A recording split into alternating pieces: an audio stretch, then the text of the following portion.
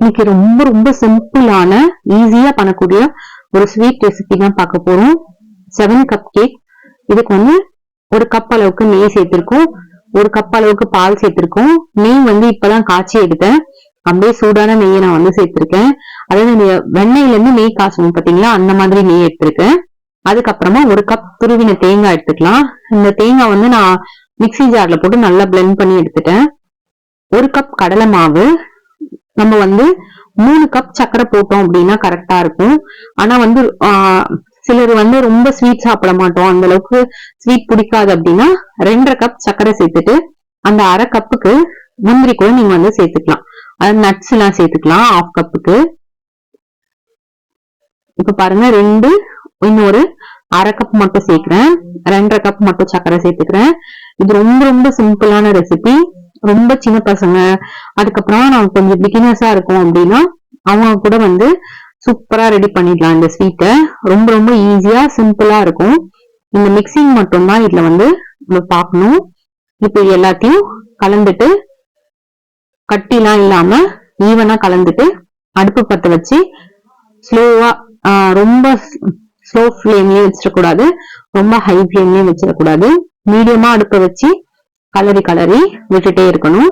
நீங்க வந்து பக்கத்துல வேற ஏதோ ஒண்ணு குக் பண்ணிட்டே கூட நீங்க வந்து இதை ரெடி பண்ணிட முடியும். ரொம்ப சிம்பிளான ரெசிபி, ரொம்ப ஈஸியா பண்ணிடலாம், ரொம்ப டேஸ்டியா இருக்கும்.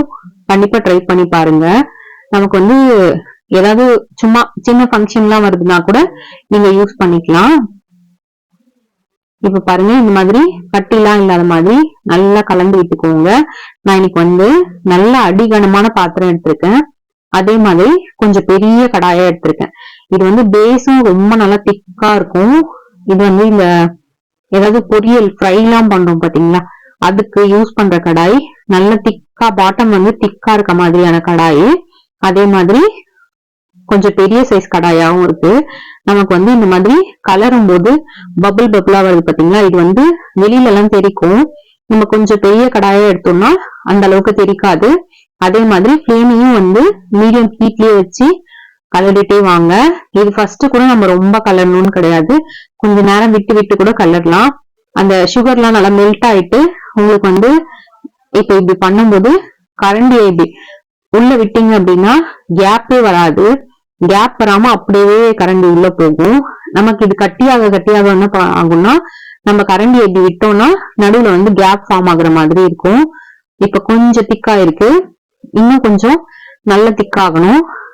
இது வந்து இப்ப பாருங்க எல்லாம் மெல்ட் ஆகி ஒரு லெவலுக்கு வந்திருக்கு. ஓரளவுக்கு கொஞ்சம் ஒரு 60-70% குக் ஆனதுக்கு அப்புறமா இதுல வந்து நம்ம நட்ஸ் சேர்க்கறதுனா சேர்த்துடலாம். நான் இன்னைக்கு வந்து முந்திரி தான் கொஞ்சம் உடைச்சி எடுத்திருக்கேன், அதை வந்து சேர்த்துடுறேன். இது தனியா வந்து நான் நெய்ல எல்லாம் ரோஸ்ட் பண்ணல, நார்மலா அப்படியே சேர்த்திருக்கேன் உடைச்சிட்டு. இப்ப பாருங்க, இது கரண்டிய வந்து உள்ள விட்டு தள்ளணும் அப்படின்னா நமக்கு கீழே வந்து கேப் எழுது தெரியுதுங்களா, அதுல வந்து 2 சைடுமே கேப்பே இல்லாம போகும். இந்த கன்சிஸ்டன்சிக்கு நம்ம கரண்டி விட்டு தள்ளும் போது நடுவுல கேப் வேணும், கீழே கடாயில ஒட்டக்கூடாது, நம்ம தள்ளுற இடம் அந்த மாதிரி கன்சிஸ்டன்சி வந்ததுக்கு அப்புறமா ஆஃப் பண்ணிட்டு நம்ம வந்து எந்த பிளேட்ல கொட்டி கட் பண்ண போறோமோ அந்த பிளேட்ல சுத்தி நல்லா நெய் தடவிடுங்க. நெய் தடவிட்டு இதுல வந்து நம்ம வேக வச்சு வச்ச ஸ்வீட்டை வந்து சேர்த்துடலாம். சேர்த்துட்டு மேல வேணும்னா நீங்க வந்து ஒரு ஸ்பூன் வச்சு இந்த மாதிரி சமப்படுத்திக்கலாம். இல்லைன்னா தட்டை வந்து லைட்டா இப்படி ஷேக் பண்ணீங்கனாலே கரெக்டான ஷேப்ல வந்துடும். இது நான் நைட்டு செட் பண்ணிட்டு காலையில எடுத்திருக்கேன். இப்ப காலையில கட் பண்ணலாம்.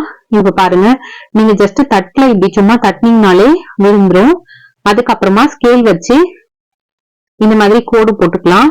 நான் கொஞ்சம் கரெக்டான ஷேப்ல வரணுன்றதுக்காக ஸ்கேல் வச்சு கோடு போட்டிருக்கேன். இல்லைன்னா நீங்க நார்மலாவே கூட கத்தியில நீளமா கோடு போட்டுக்கலாம். இது வந்து கரெக்டா கட் பண்றதுக்கு வாட்டப்படணுங்கிறதுக்காக கீழே வந்து நியூஸ் பேப்பர் போட்டு கட் பண்ணி எடுத்திருக்கேன்.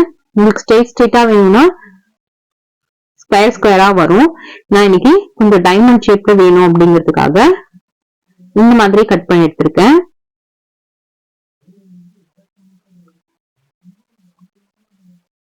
இது வந்து கொஞ்சம் ஸ்மால் பீசஸா வேணும்னாலும் போட்டுக்கலாம், கொஞ்சம் பெருசா வேணும்னாலும் போட்டுக்கலாம். அப்படியே வாயில வச்ச உடனே நல்லா மெல்ட் ஆகுற மாதிரி சூப்பரா இருக்கும். கண்டிப்பா ட்ரை பண்ணி பாருங்க. இப்ப பாருங்க, இந்த மாதிரி கோடு போட்டுட்டு இருக்கும் போதே இந்த பீஸ் வந்து உடைஞ்சு விழுந்துருச்சு. இப்ப கொஞ்சம் நல்லா அழுத்தி கோடு போட்டோம்னா நம்மளால ஈஸியா வந்து உடைச்சு எடுத்துட முடியும். இந்த மாதிரி ஈஸியா ஒரு பீஸா நம்மளால ரொம்ப சீக்கிரமா உடைச்சிட முடியும். கண்டிப்பா ட்ரை பண்ணி பாருங்க. இது ரொம்ப ரொம்ப சிம்பிளான ரெசிபி. ப்ரொசீஜரும் சிம்பிள் தான். நமக்கு இன்கிரீடியன்ஸும் ரொம்ப நிறைய கஷ்டப்பட்டு அந்த மாதிரிலாம் கிடைக்க வேண்டிய இன்கிரீடியன்ஸ் இல்ல. ரொம்ப சிம்பிளா நம்ம வீட்டுல இருக்க இன்கிரீடியன்ஸ் வச்சு ரொம்ப டேஸ்டியா செஞ்சுக்கலாம். ட்ரை பண்ணி பாருங்க. எப்படி இருந்தது சொல்லிட்டு எனக்கு கீழே இருக்க கமெண்ட் செக்ஷன்ல சொல்லுங்க. உங்களுக்கு வேற ஏதாச்சும் டவுட்ஸ் இருந்ததுனாலும் நீங்க வந்து கமெண்ட்ல சொல்லுங்க, நான் பின் பண்றேன். தேங்க்யூ ஃபார் வாட்சிங்.